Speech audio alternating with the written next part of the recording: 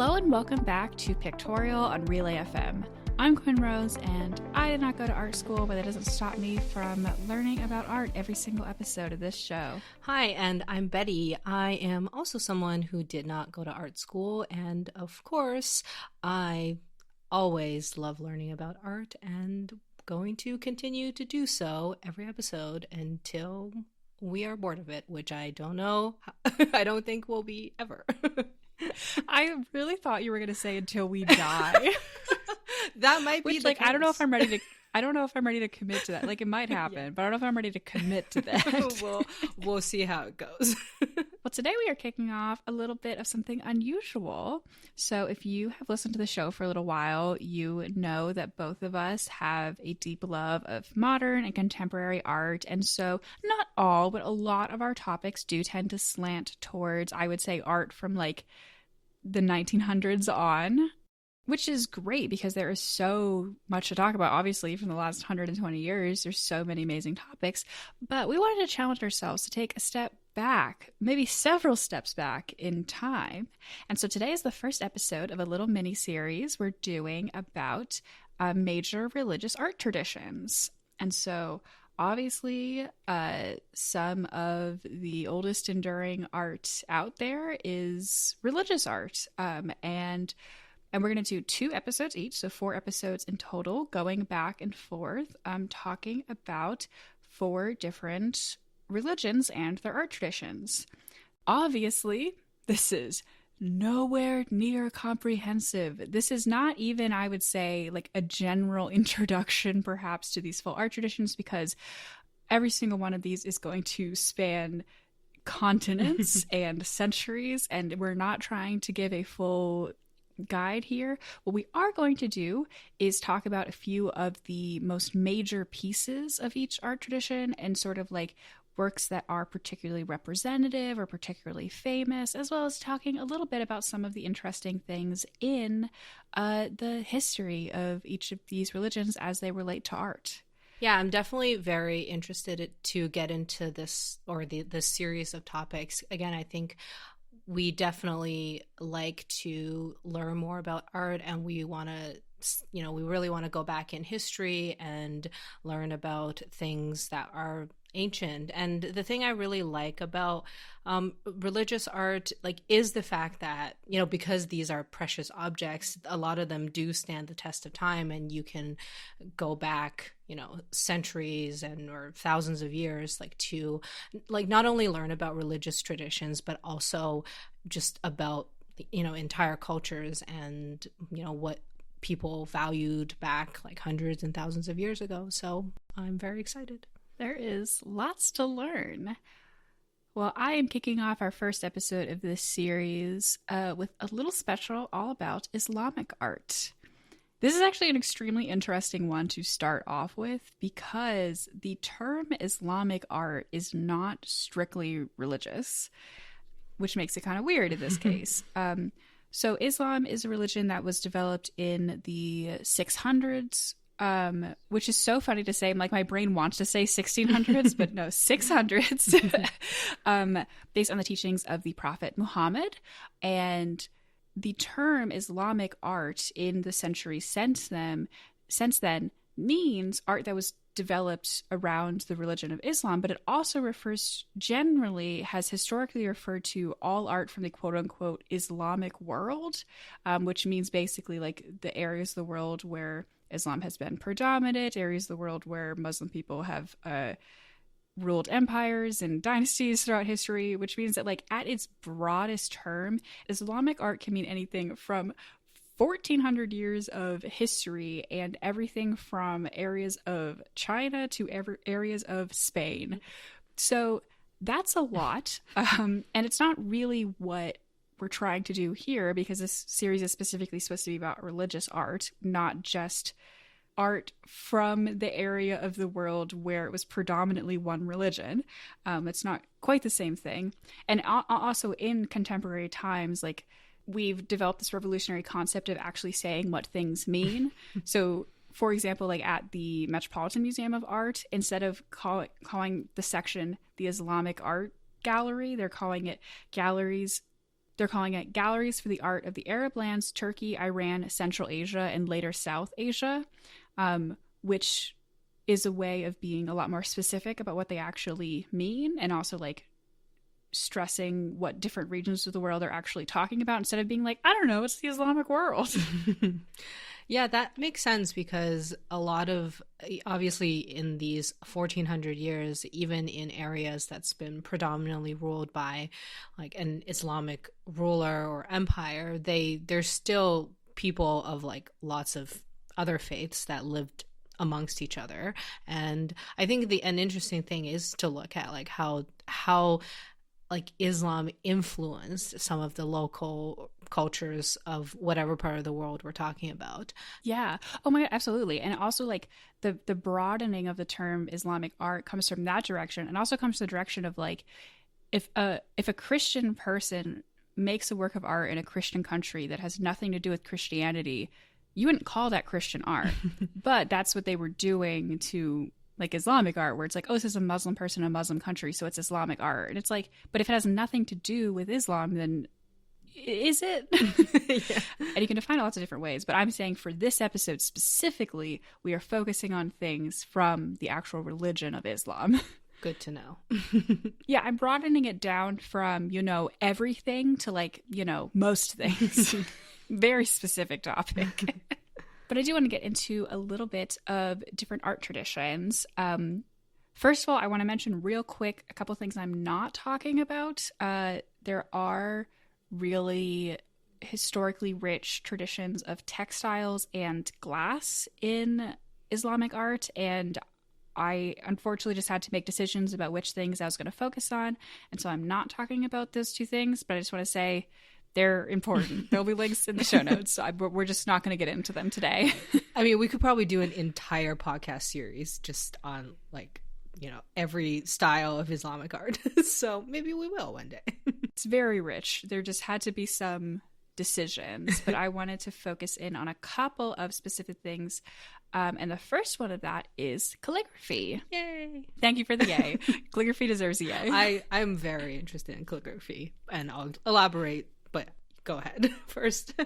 Well, a brief introduction to it. So calligraphy is very popular in Islamic art. It's very popular in use of architecture, and this is all very closely tied to the Quran, which is the holy text of the Islamic faith. And so basically excerpts and quotes from the Quran are very commonly used for Islamic calligraphy. They're like the predominant thing, and they are used as decorations in buildings, especially mosques, as well as, just general calligraphy use.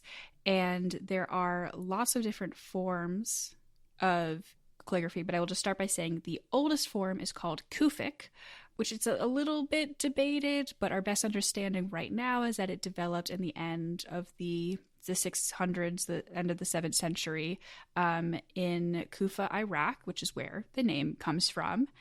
And the main sort of stylistic things about it are that it's very angular and linear, but there's no strict standardization of Kufic, and so Kufic calligraphy from different regions may look very different.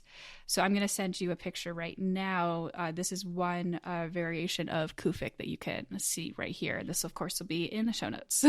Yeah, like it looks very, I guess, linear. It looks like there's lots of dots and like lines that are just perpendicular to each other. It almost looks like music notes.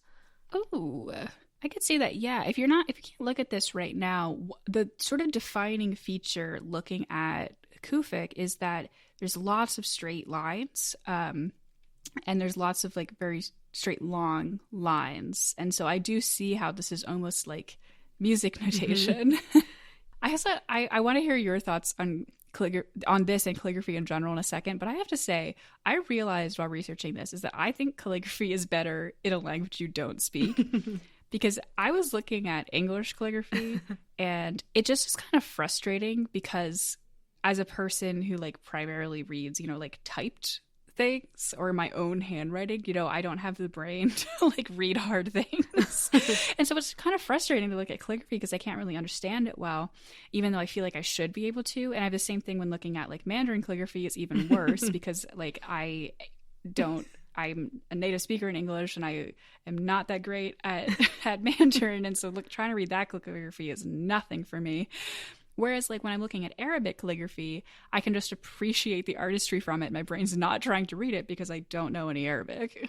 It's similar to, I think, looking at abstract art, I guess. Like, obviously, to somebody who does read this text, like they can also read what it says. But in a way, I do think, and I don't think I'm the only one who thinks this, like calligraphy expresses more than just like the actual words on the whatever, like on the thing. Like there's more like artistic expression that comes with the style and the way it's written. I mean, I'm interested in calligraphy mostly because I had to actually learn Chinese calligraphy when I was growing up in China. And for a few years, I actually had to take like traditional lessons with like a brush and an ink, and like I was taught how to like grind the ink and like dip it in the inkstone and like write actual calligraphy with the traditional instruments, and I wasn't very good at it. It's very hard. But to me, like that experience for me was like, it was more than just like copying some words onto a piece of paper. There was more artistic expression that comes with it. And one thing you just reminded me of, like when it comes to calligraphy and Islamic art is the city that I grew up in, which is called Xi'an. We actually have one of the largest mosques like in the world. It's called the Great Mosque of Xi'an, and in there's actually also Chinese calligraphy, like of the Quran. So like the Quran translated into Chinese and with like I assume Chinese characters, and it's written in Chinese calligraphy style. So that's like I've actually, even though I grew up there, I've actually never been in it, and I would actually love to go in and see like the Chinese version of the calligraphy when it comes to Islam. That is so cool. That is one of the buildings that I actually looked at talking about today, and I ended up going with a different one. But that was one that showed up as like sort of a very famous example of a form of Islamic architecture, obviously within like the Chinese styles mixed in as well, and so very much a melding of like different languages and architectural styles. Well, while we're still talking about calligraphy, though, I do want to talk about one other form of Arabic calligraphy, which is called Naskh.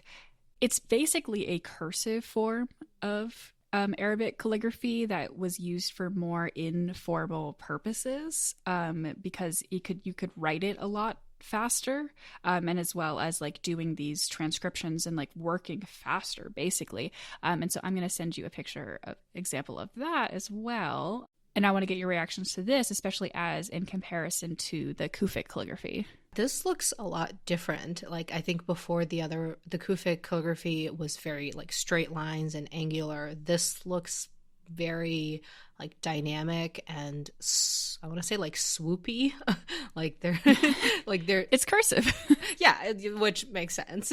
So and it does seem like I think like when I think of Islamic calligraphy, which I'm not very familiar with at all, obviously, but like when I've gone to like museums and I've seen artworks from the Islamic world, like this, I think this is what I'm used to seeing. So it looks more familiar to me.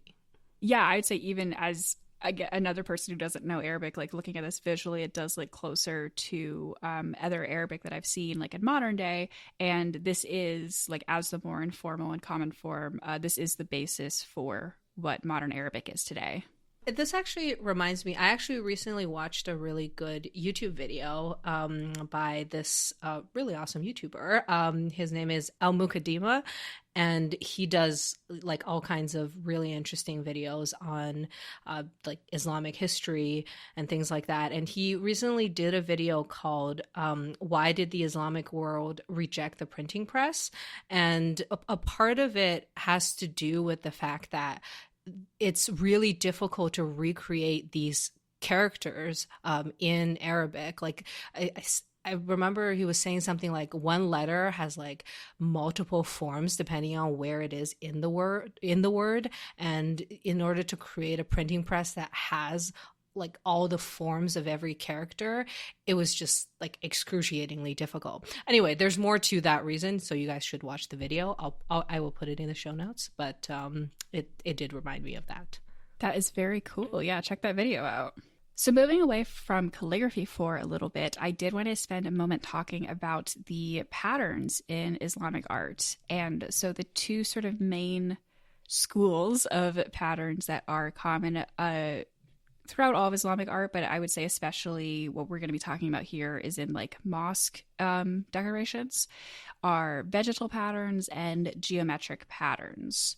So a very common understanding of Islamic art is that the Quran bans the images of like any figures, basically any representation of like humans or animals or anything like that. And this is not 100% true for like all of, again, like the very broad umbrella of Islamic art. But generally speaking, when you're looking at religious art and especially art in mosques, no, you're not going to find figures. You're not going to find representational art. What you're going to find are these beautiful patterns. So you have these geometric patterns, which I think are what like most people are going to automatically think of when you talk about like mosque design. Their Islamic geometric patterns are very famous. The earliest of these geometric patterns that we have currently found are from the 800s in the Great Mosque of Kairouan. And they were pretty simple. They aren't like the incredibly elaborate ones that we see in lots of mosques today and in sort of the centuries after that point. But these were like these 8-pointed stars. And then this progressed over, you know, the next 1,200 years it's been since then, to now you see incredibly intricate, complicated patterns. You often see 8-pointed stars repeated, as well as like a 2 square with one that's rotated 45 degrees to the other.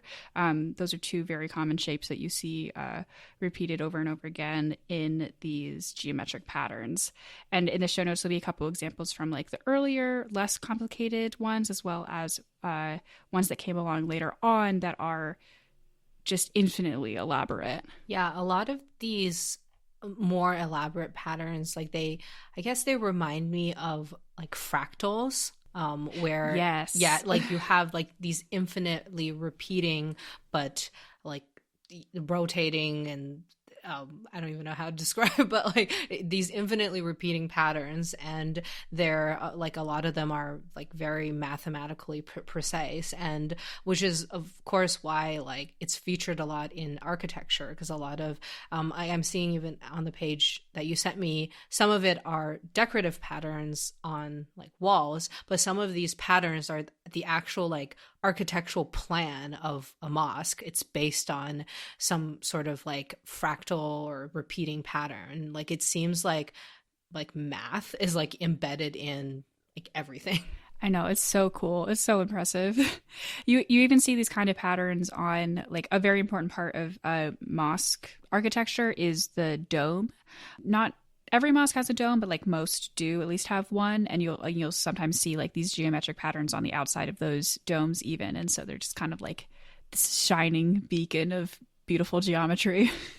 Well, the other form of pattern that is commonly used is the vegetal patterns, and so these are kind of, as opposed to sort of the repeating geometry of these more geometric patterns, the vegetal patterns are more nature inspired. They have, you know, like curved lines and other things that you're not seeing in the other form. But these are also like hugely varying. They could have flowers or plant designed, or be more abstract, but sort of inspired by these more natural lines and shapes. And these also appear in mosque decorations very commonly, but also on all sorts of things, from like covers of the Quran or like the textiles that we aren't really talking about, you know, especially I would say like in textiles and carpeting. These are very common. I see a lot of them on like ceramics, and I guess, yeah, this is the organic form of as opposed to the geometric patterns. And the thing that's kind of cool is like I see that there's a lot that would mix calligraphy and these vegetal patterns. It's almost like because the calligraphy is also very curvilinear and organic looking, so it's almost like the text is like dancing with these natural patterns. That is such a good point. And the last little section I'm going to talk about today is two different examples of Islamic architecture.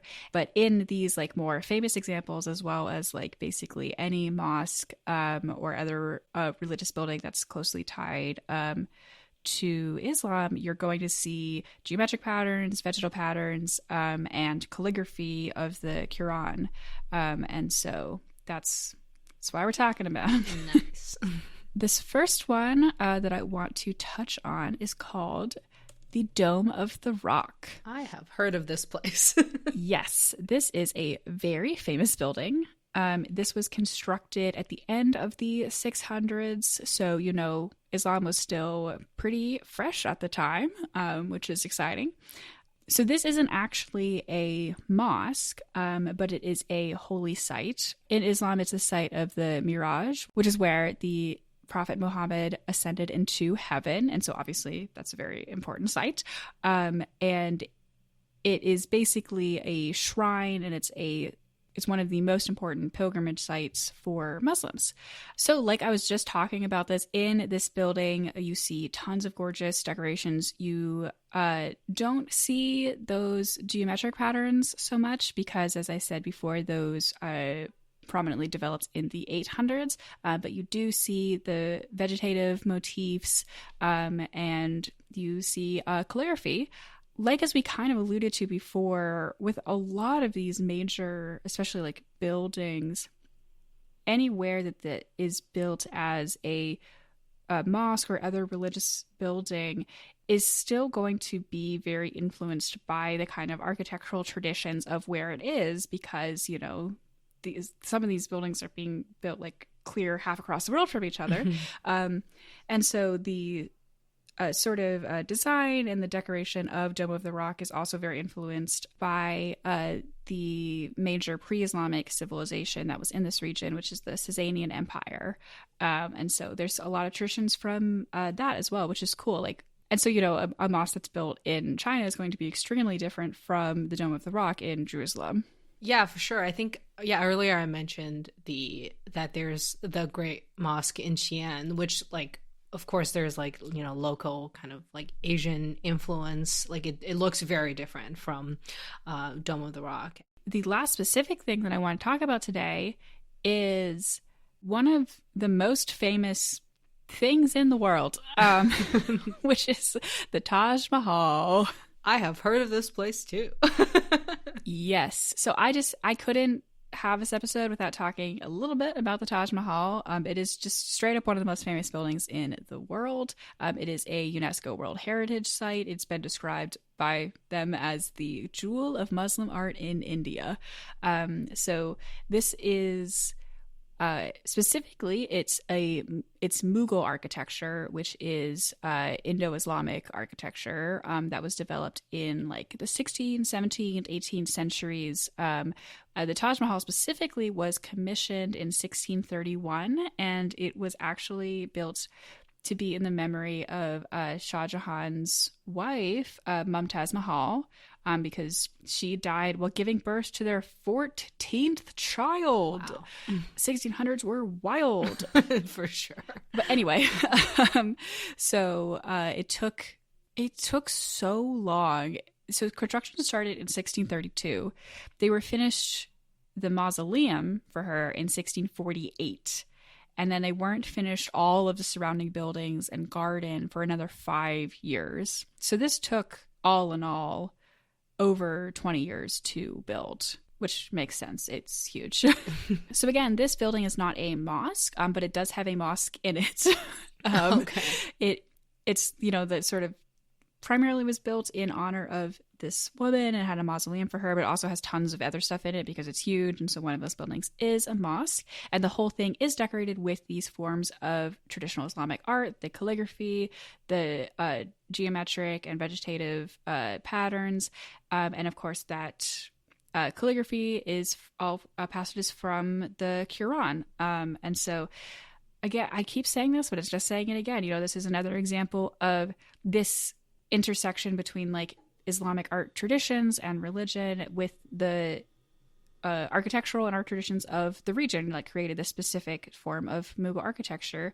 And that now we have just one of the what's considered one of the most beautiful and most famous buildings in the entire world that stands there as just a testament to this.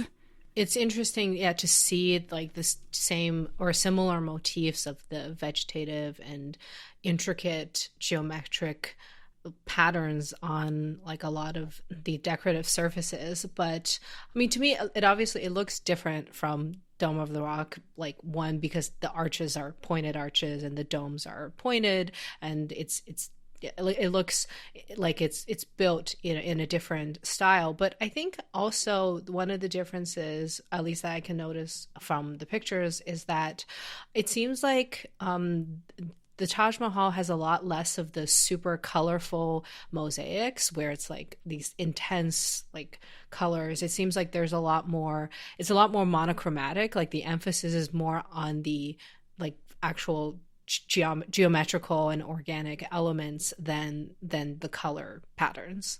Yeah, it's interesting to even consider like all of the differences of two different buildings that are both like extremely important and famous.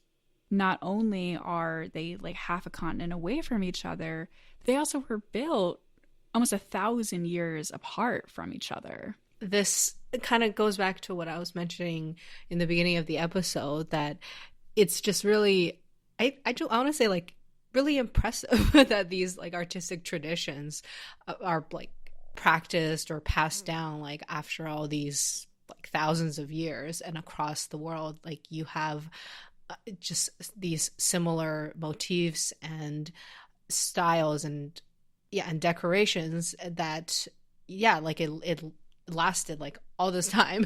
And there's a connection between these buildings even though they're so far apart in distance and time.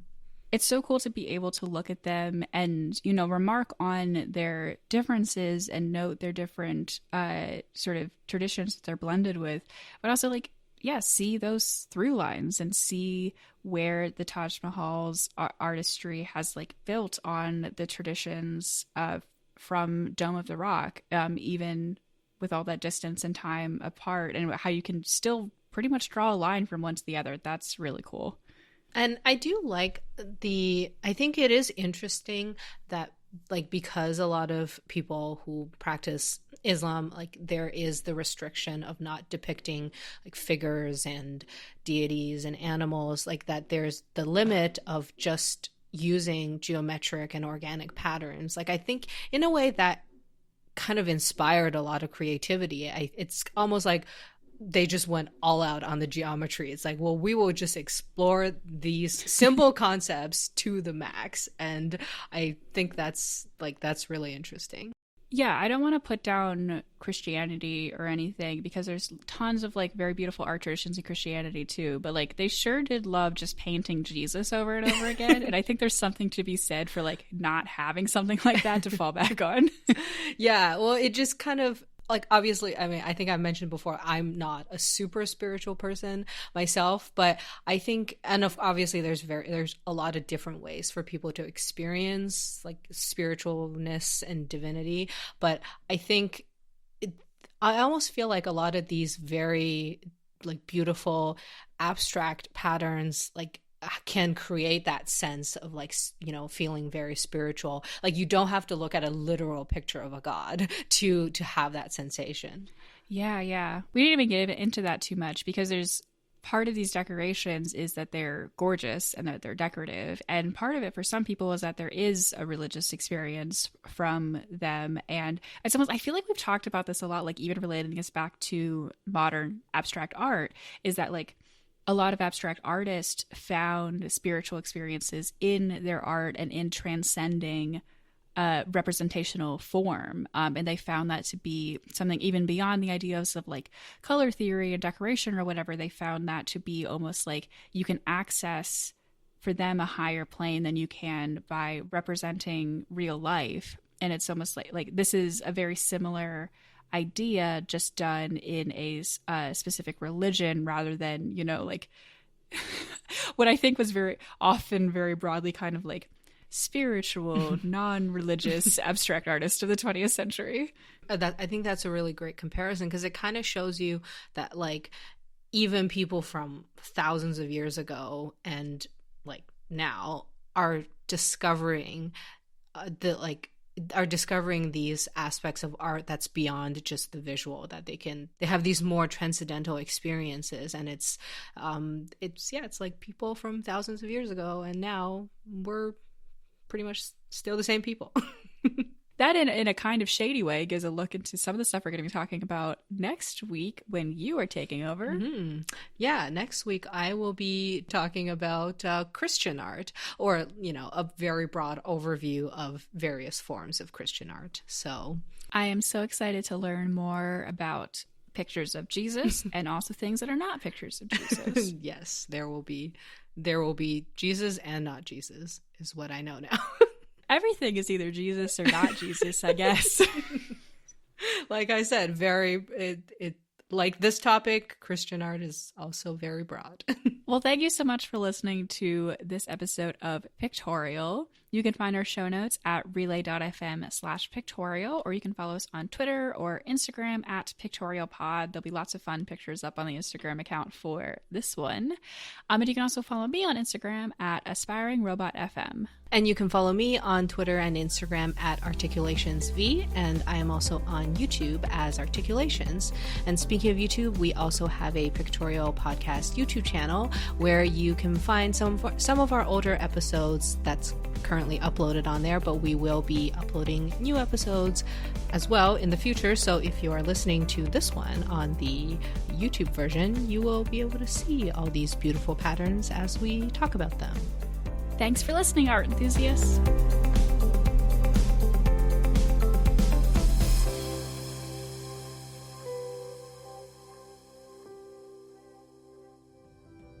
Sorry, there's a person, my neighbor's watching The Office, and I can't hear the show, but every 25 minutes I hear the theme song. Yeah, I just heard something in the background.